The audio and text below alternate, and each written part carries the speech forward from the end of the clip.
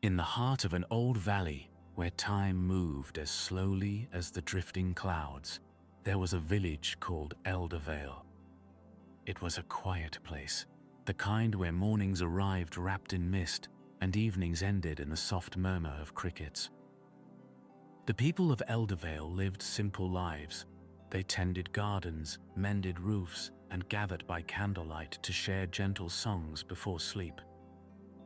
And among them was a small boy named Angier, thin, curious, and kind, with hair the color of wheat before harvest and eyes like morning dew. Angier was known to wander. While other children played by the wells or chased fireflies through the fields, Angier would disappear for hours into the hills, tracing the songs of the wind or the rhythm of the water as it touched the stones. He believed everything had music, that the earth, the trees, and even the silence between breaths held a melody waiting to be heard. But there was one sound he had never known until the night the lake began to sing. It started softly, almost too faint to notice, a hum, low and trembling, weaving between the reeds at the edge of the water. At first, Angier thought it was the wind, but the sound lingered even when the air stood still. It rose and fell like breathing, calm and deep, and in it was something tender, a song so gentle it made his heart ache. He crept closer to the lake's edge, the moon casting silver light across the rippling surface. Beneath the reflection, the water shimmered, as though something beneath it glowed faintly. He whispered to himself, "Someone's singing."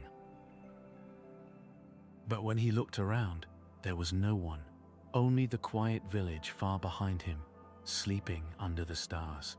The sound deepened, not loud, not frightening, just ancient, like the memory of a lullaby once sung to the earth itself.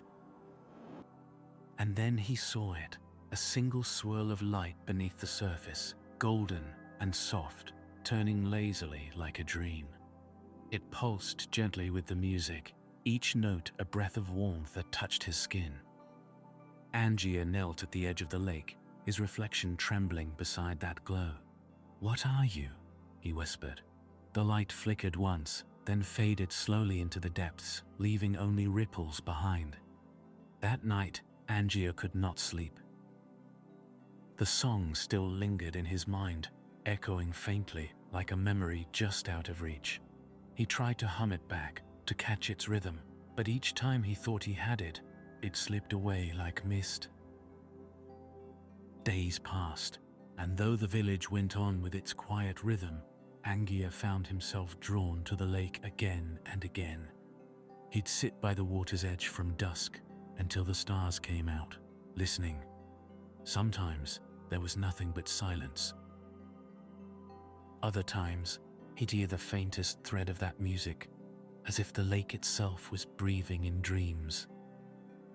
One evening, as he sat watching the sky paint itself in lilac and gold, a soft voice drifted across the water. Not a human voice, nor one from any creature he knew, but something ancient and kind. It sang not in words, but in feelings. Warm, safety, sleep, and without meaning to, Angier closed his eyes and leaned forward, letting the melody fill his thoughts. The sound wrapped around him like a blanket. When he opened his eyes again, the stars had shifted, hours had passed.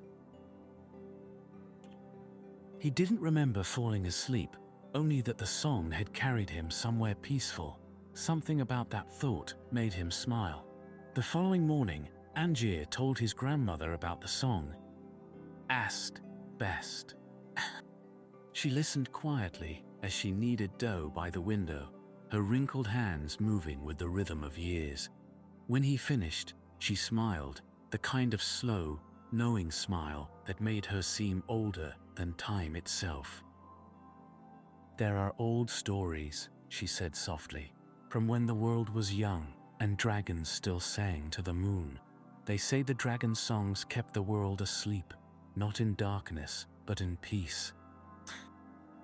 A lullaby that soothed the storms and stilled the hearts of all living things. Dragons, Angier asked, wide-eyed. She nodded.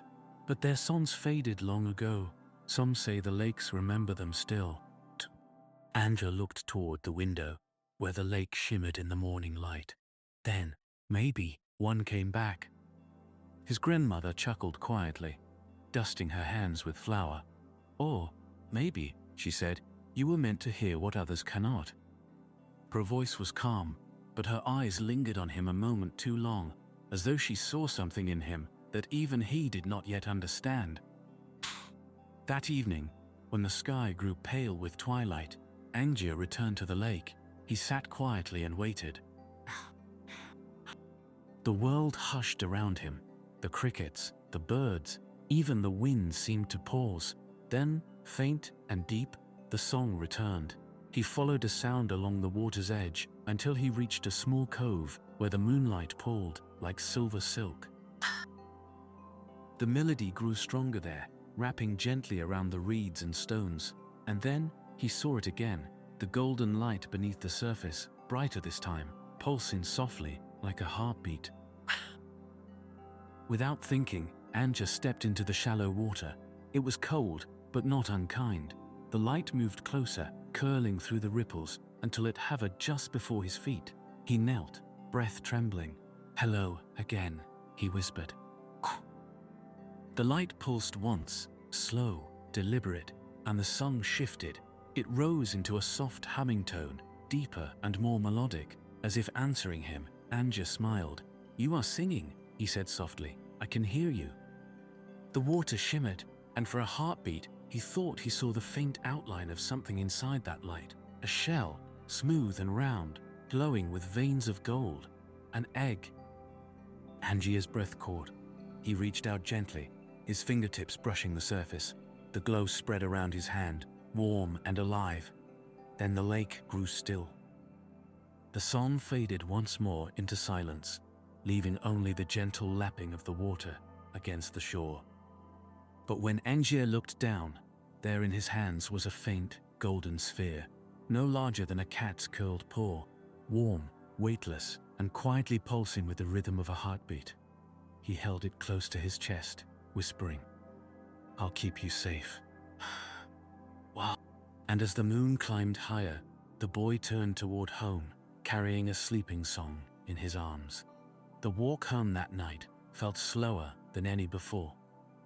The forest seemed to breathe around Angier, leaves shivering faintly in the starlight, crickets whispering low lullabies between the roots. The golden egg in his arms gave off a quiet, pulsing warmth, and every few steps he thought he could hear that same humming, soft, rhythmic, like a creature dreaming. He held it close, careful not to wake whatever slept inside. By the time he reached the cottage, the lamps were dim, and the hearth embers glowed faintly red. His grandmother was asleep in her chair by the fire, a shawl gathered around her shoulders.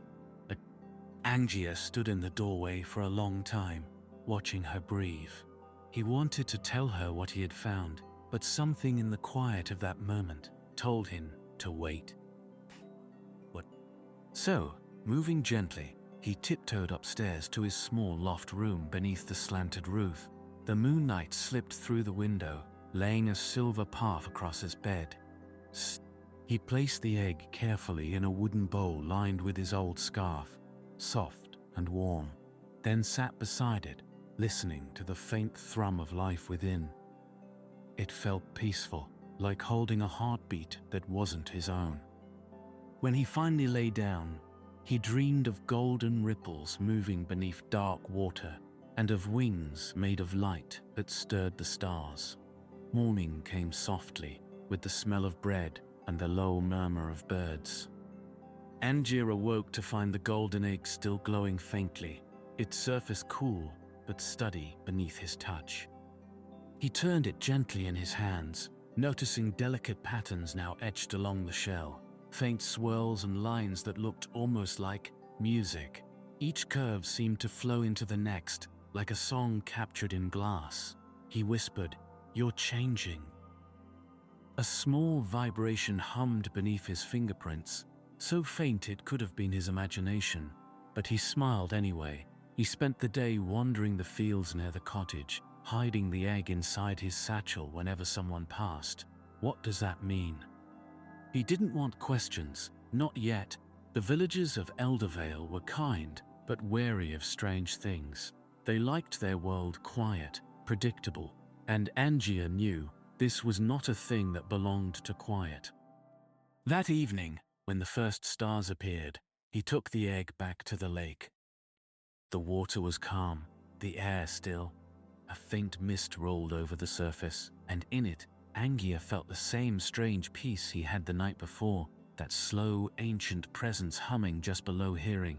He held the egg toward the water. "I don't know what you are," he said softly, "but I think this is where you belong." The surface rippled once, faintly, as if in answer. For a moment he thought he saw light move beneath the surface again, but then it faded, leaving only the reflection of stars. He waited a long while, but the lake remained silent. So, with a small sigh, he took the egg back into his scarf and turned to leave. But as he walked away, the faintest sound rose behind him, the lullaby, soft and far, wrapping through the reeds like a mother's hum. It followed him all the way home. Days passed, and Angier began to notice changes in the world around him. The lake water grew warmer near the shore. Birds that once kept their distance now sang from its branches. Flowers bloomed along its edge, even in the cool of autumn. And each night, when the moon rose, the song returned, faint, melodic, always the same tune, as if calling something to life. Once, twice, then again. He gasped softly, cupping it in both hands. "You're hatching." Tiny lines began to spread across the golden shell, glimmering faintly like cracks of light. The hum grew stronger, not loud, but soothing, pulsing in time with his heartbeat. And then, with a soft sound like a sigh, the shell split open.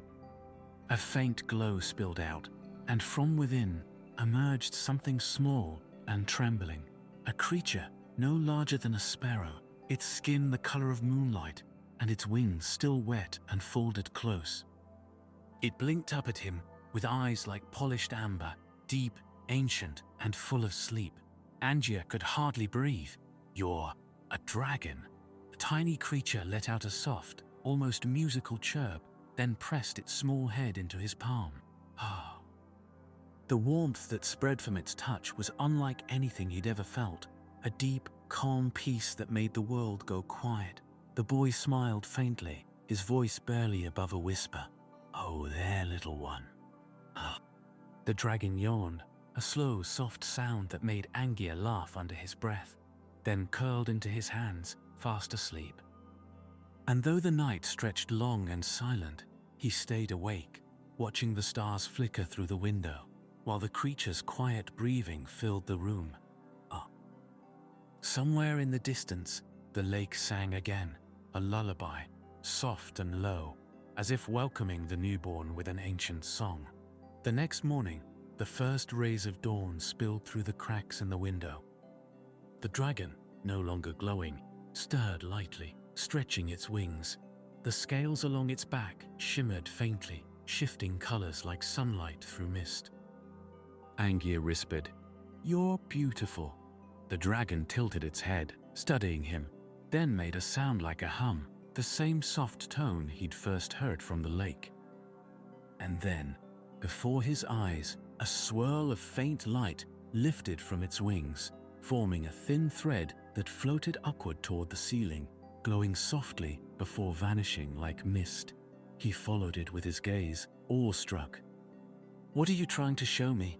The dragon blinked slowly, then pressed its forehead against his wrist, and suddenly Angier heard it, a voice, not in words, but in feeling, warmth, curiosity, trust. It wasn't speaking to him, it was sharing awe. He smiled. "You can talk without words." The dragon gave a soft, chiming trill, almost like laughter.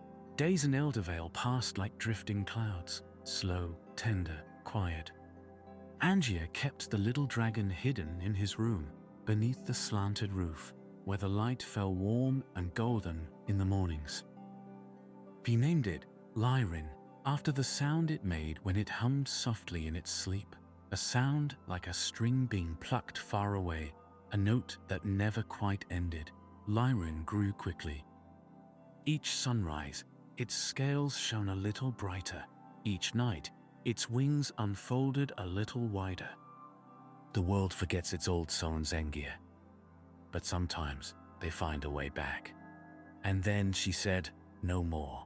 That night, Angier returned to his room, his thoughts full of her words.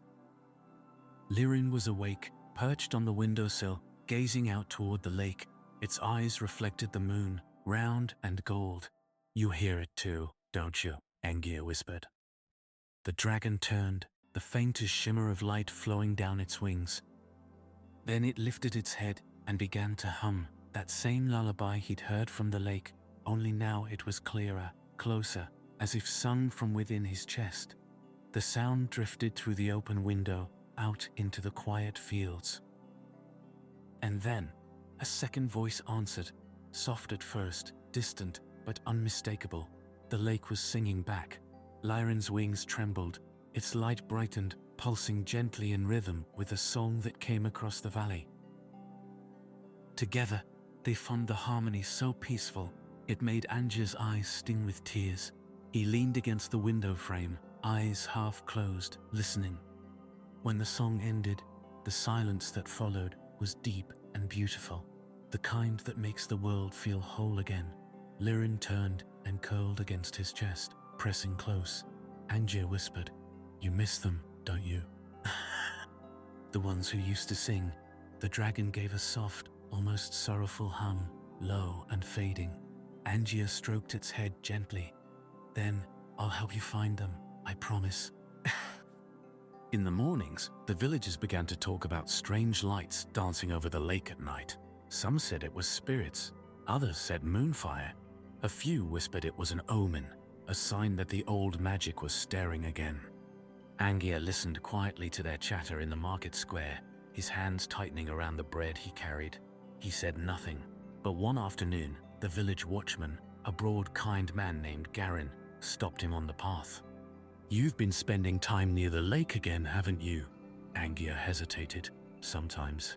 Be careful, lad, Darren said, glancing toward the misty water. All things sleep there, best not to wake them. Angier nodded, but his heart whispered otherwise. Some things, he thought, weren't meant to stay asleep forever.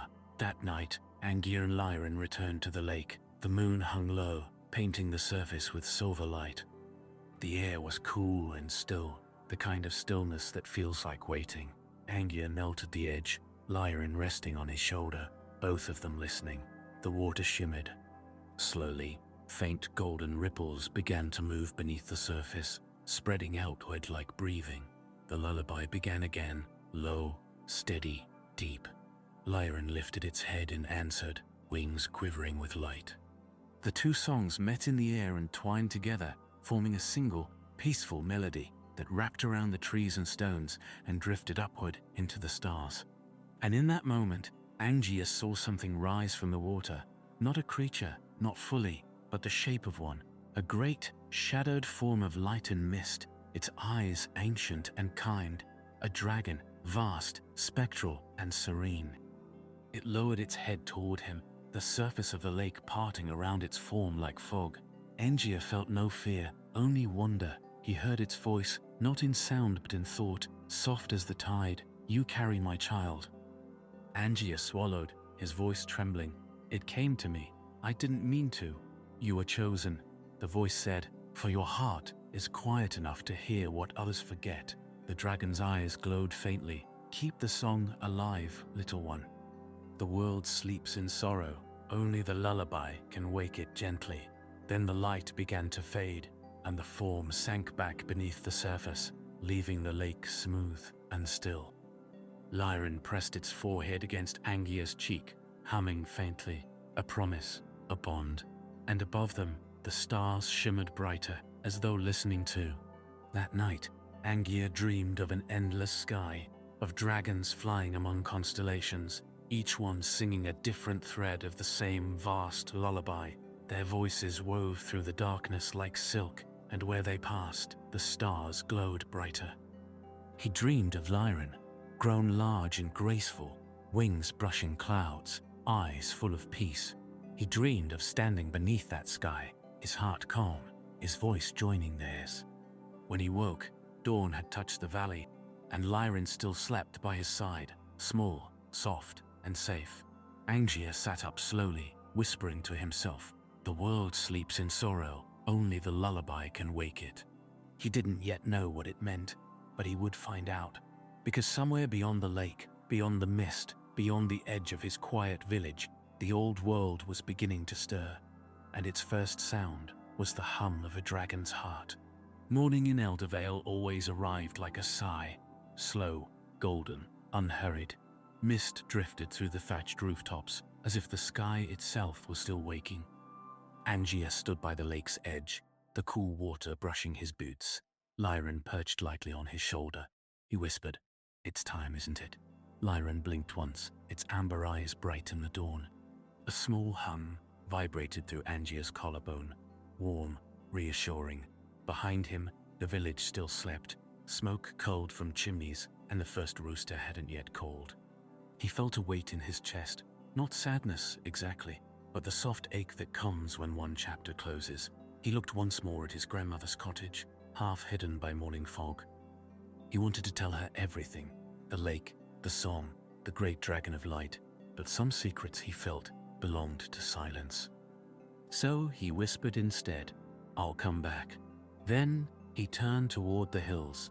The path that led away from Eldervale was narrow and green, winding between meadows that shimmered with dew. Lyran fluttered ahead, wings catching the sunlight, leaving faint trails of golden dust that faded into the air. As they walked, the valley stretched wider, and the hills began to rise, gentle slopes clothed in wildflowers, their petals trembling in the wind. The world here was different, quieter, yet somehow fuller. Every breeze seemed to carry the echo of a song, not loud, but woven into the very air, as though the land itself was humming beneath its breath. Angier slowed his steps, listening. The sound was faint, like the heartbeat of the earth, steady, calm, endless.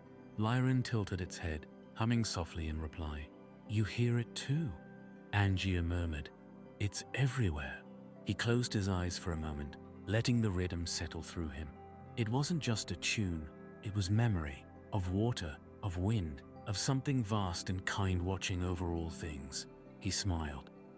Maybe this is where the lullaby goes when no one is left to sing it.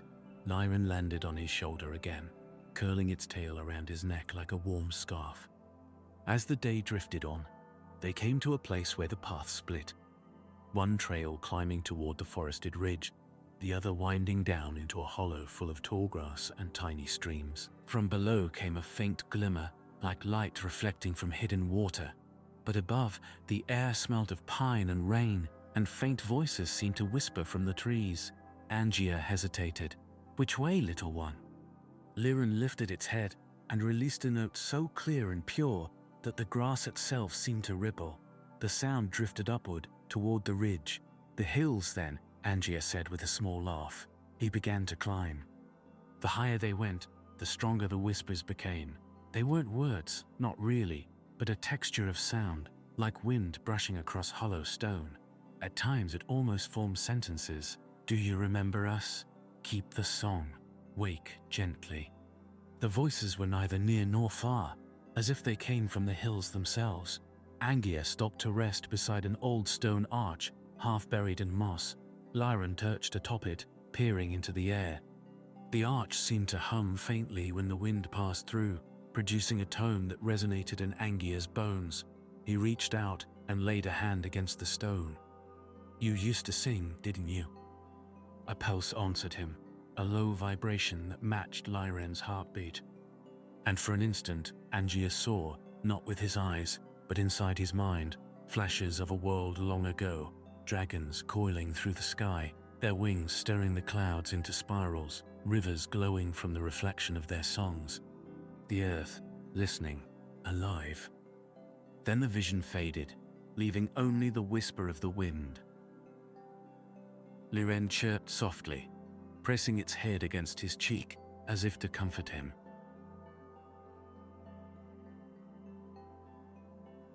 Angier breathed out slowly. The world really did forget. By dusk, they reached the crest of the ridge. From there, the land stretched out in endless waves, hills glowing copper in the sunset, rivers like silver threads winding through the valleys. Angier sat down, the grass tall around him, and Liren curled beside his knee. The quiet felt sacred here, wide, deep, and filled with memory. He spoke softly, as though afraid to break it. When the old dragon said the world sleeps in sorrow, maybe this is what he meant. It forgot the song, and now it dreams without peace. Liren made a soft sound, a single drawn-out note that rose like a candle flame. Angier smiled faintly. Then we'll remind it. One hill, one voice at a time. He took out the small wooden flute his mother had once given him, a simple thing, carved smooth and pale. He hadn't played it in years, but when he lifted it to his lips, the sound that came was gentle, steady, a breath following the rhythm of Liren's hum. The dragon joined in, the two notes blending perfectly. And as they played, something stirred around them. The air shimmered faintly, and from the grass came soft lights, dozens of them, glowing like tiny stars. They rose and floated around the pair, drifting in circles, pulsing in time with the song. Angier lowered the flute, watching in awe. What are they? Liren tilted its head and hummed again. The lights responded, brighter, closer, until one of them brushed Angier's hand. It felt warm, alive, like a heartbeat wrapped in air. Then, faintly, a voice within the glow whispered, "We are echoes." Angier blinked. Echoes of those who sang before. He stared as the lights floated upward, forming a slow spiral above them. Their glow painted the hills in soft gold. And as quickly as they had come, they began to fade, leaving behind a calm, unlike any he had ever felt. Liren tucked its head under its wing, purring softly. Angier whispered, "Thank you." Night fell gently, the stars unfolding one by one. Angier lay back in the grass, staring at them, his hands folded beneath his head. Liren nestled against his chest, its warmth steady. The world seemed to breathe with him, every rustle, every whisper, every shimmer of starlight, part of the same vast lullaby. He spoke softly into the darkness. If the world is sleeping, then maybe we're its dream. And for a long while, neither boy nor dragon moved. They simply listened to the wind, the hills, the quiet rhythm of life, until sleep claimed them both, and the stars above hummed faintly in time with their hearts. When morning touched the hills, the mist slid away like silk. Angier woke to the smell of wet grass and sunlight warming the earth.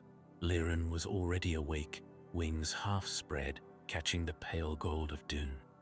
The world below them shimmered with dew, rivers curling like threads of glass, forests sleeping in blue haze, and far away, in the folds of the land, faint silver flashes caught the light. They moved and glittered in patterns, as though something there was breathing in rhythm. Angier shaded his eyes. "Do you see that?" Liren gave a soft trill. The sound hung in the air, and somewhere far off, a reply echoed, a chime, light and pure. The boy smiled. "Bells," he whispered. They followed the sound down through the meadows until the air itself began to tremble with music. It wasn't loud, not like a tower's ring. It was gentler, 1,000 tiny notes carried by wind and water. Every time the breeze shifted, another melody rose, a shimmering chorus of tones that blended and drifted like clouds. Soon they saw them, the bells of Aelra, strung across the valley like fallen stars. Some hung from branches, some from arches of old stone. Others simply floated, turning slowly in the air, bound by no rope or hand. Each one glowed faintly inside, as if lit by a memory. Angier stepped into the valley, his breath catching.